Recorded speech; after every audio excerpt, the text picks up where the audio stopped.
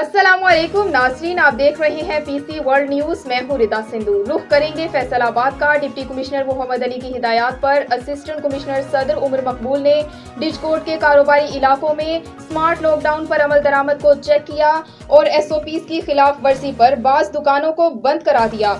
उन्होंने मुख्तलिफ बाजारों का मुआयना किया और म्यूनसिपल कमेटी के स्टाफ को मुतहरिक अंदाज में ड्यूटी इंजाम देने की ताकीद की। हमारे नुमाइंदे खुसूसी गुलाम दस्तगीर की रिपोर्ट के मुताबिक उन्होंने कहा कि हुकूमती हिदायत की खिलाफ वर्जी किसी सूरत बर्दाश्त नहीं की जाएगी, लिहाजा खिलाफ वर्जी से गुरेज किया जाए। दरियासना उन्होंने पेंसरा के कमर्शियल एरियाज में भी लॉकडाउन पर अमल दरामद को चेक किया और ड्यूटी पर मौजूद एहलकारों को जरूरी हिदायत जारी की।